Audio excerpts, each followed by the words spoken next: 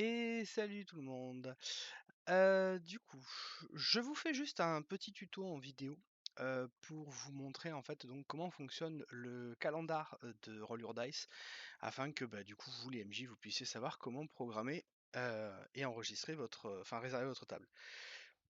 Dans un premier temps, je vous fais juste une présentation simple pour les bases, c'est-à-dire vraiment le plus pratique, le plus simple d'utilisation. Et après peut-être que je vous ferai une autre vidéo avec, des rectifications, ce que vous pouvez ajouter petit à petit ou quoi que ce soit, enfin voilà. En sachant que je connais pas encore complètement moi le bot, parce que ça fait pas très longtemps que je m'en sers de base. Mais voilà, donc je vais déjà vous faire au moins le petit tuto de base et après vous verrez exactement ce que ça donne. Du coup, on est là tout de suite dans le calendar directement. Alors, quand vous voulez créer un événement, il vous faut d'abord mettre donc un slash event. Et voyez, vous avez tout un tas de commandes qui s'affichent. Quand vous voulez donc créer un événement, le plus simple donc c'est le create. Vous avez à ce moment-là 4 options. L'option du nom de la partie, la description de ce que vous allez faire durant cette partie, assez facultatif pour le coup. L'allocation, ça c'est pour indiquer la table que vous allez prendre. Et après le calendar, j'avoue que c'est par contre, vous voyez, un truc que je ne connais pas spécialement. Moi je m'en sers pas personnellement quand je réserve mes tables. Du coup, quand on fait donc name, dans ces cas-là, il vous faut rentrer le nom. Donc moi, par exemple, je fais une campagne de D&D en 3.5. Et par contre, important, quand vous réservez une table, pensez à marquer que vous êtes le maître de jeu de la table. Ça permet aux admins, si jamais il y a un problème ou quoi que ce soit, de pouvoir savoir à qui s'adresser pour justement gérer cette table. Description, dans le principe, on va dire que moi, les 3 quarts du temps, je m'amuse à leur mettre un petit message, pas forcément pour les faire flipper, mais juste pour les troller un petit peu, où je leur dis, par exemple, j'espère que vous survivrez cette fois-ci. Voilà, voilà, hop là, voilà. Rien de plus simple, donc voilà. C'est assez intuitif dans le principe, vraiment, vous allez voir que c'est vraiment pas compliqué. En table, vous prenez la table qui vous arrange. Alors moi, je vais vous faire une réservation par rapport au calendrier de cette semaine donc, et d'aujourd'hui même. Donc on est le vendredi 7 juillet. Donc vous voyez, je remonte jusqu'ici. Je vois par exemple que donc Elijah pour sa campagne de DD5 a pris la table 10 et que pour le JDR, le prince de ce monde, je ne connais pas le MJ, mais ça c'est pas très très grave actuellement. Mais bon, voilà, pensez donc à le mettre. C'est toujours intéressant de savoir justement qui loue une table. Du coup, c'est la table 1. Donc, il me reste de la table 2 à la table 8 à louer. Donc, du coup, je précise que je vais prendre, moi, la table. Enfin, non, la table 9, pardon, pas table 8, table 9. Mais je vais prendre la table 5. Voilà. Et une fois que ça c'est fait, vous n'avez pas besoin de rajouter d'autres informations, par exemple calendar, tout ça, c'est pas gênant. Vous faites entrer et vous avez du coup une première visualisation de ce que vous allez proposer. Une fois que vous êtes là, vous refaites un slash. Et il est où? Là. Event. Et là maintenant, vous allez faire le start. Start, ça va vous permettre en fait du coup de réserver la table à la date et à l'heure que vous le souhaitez. Donc par exemple, donc on est en 2023. Pour le mois, vous voyez, vous avez tous les mois qui s'affichent à ce moment-là. Et sur le téléphone portable, ça fonctionne à peu près de la même façon. Donc ne vous inquiétez pas, c'est totalement réalisable aussi du téléphone portable et c'est aussi simple d'utilisation. Donc on est en juillet et on est le 7. Information supplémentaire, vous voyez, vous pouvez mettre l'heure et les minutes. Donc moi en général je joue à 21h et les minutes, 00, de toute façon il n'y a pas besoin de préciser plus.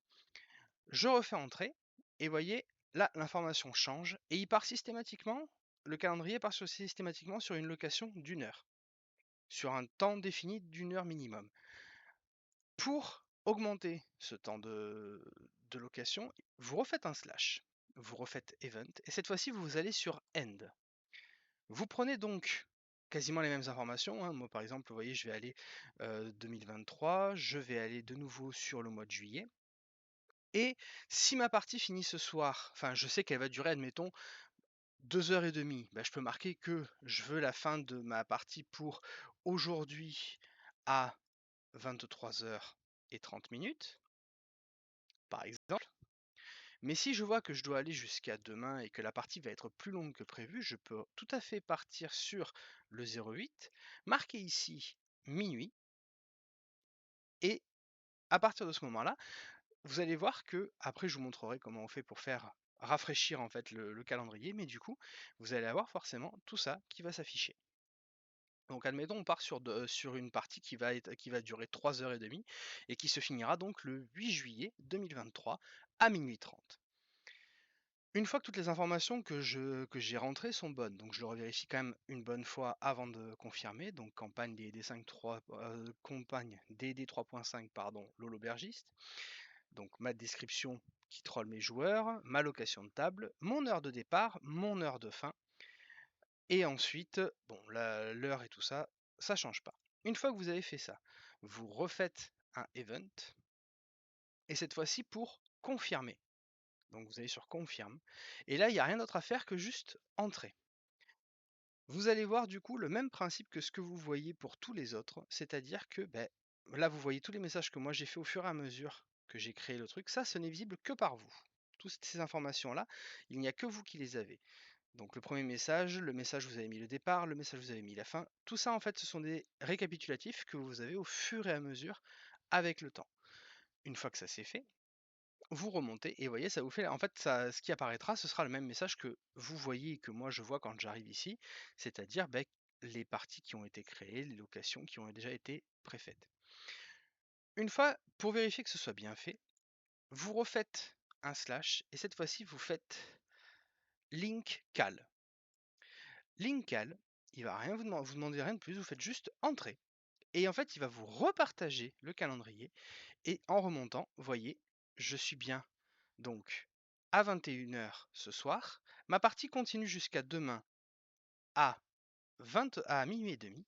Et du coup, on a bel et bien la location de la table 5 qui se prévoit pour ce soir. Et qui se finit donc demain à minuit 30. Une fois que ça, vous avez bien pris en main, et voyez par contre une information importante, c'est l'ordre dans lequel les locations s'affichent.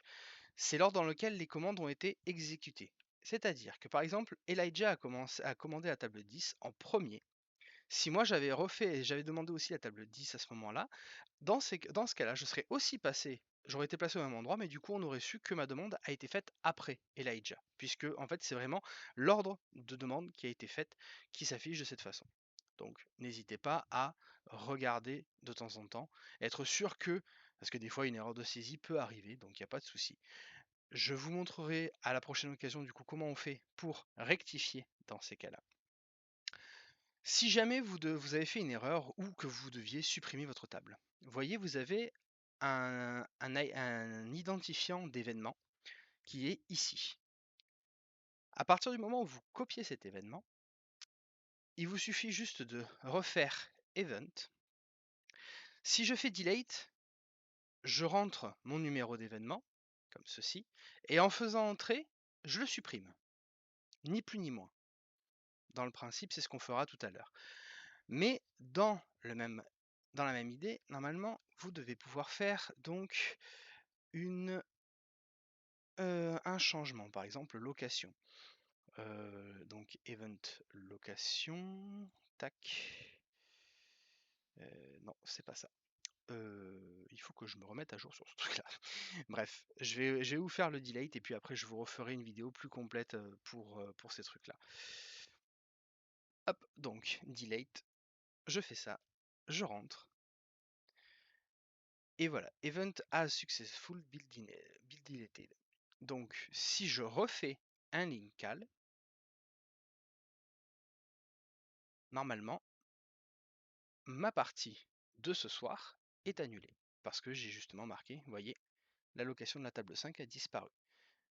Alors que si je remonte juste avant mon delete, elle était bien présente, hein. J'ai bien loué une table ce soir au départ qui devait se faire pendant 3 h 30. Et en ayant fait donc le delete de mon message, vous voyez, je peux de nouveau j'ai pu supprimer l'événement. Voilà. C'était donc un petit tuto de base vidéo et j'espère vous en refaire un prochainement pour pouvoir vous donner plus d'informations. Mais voilà, en tout cas déjà ça vous permet d'avoir une petite base sur les choses à faire. Je vous souhaite une bonne soirée à tous, ou une bonne journée, selon quand est-ce que vous regardez cette vidéo. Et puis, bah, je vous dis à très vite, hein. À plus!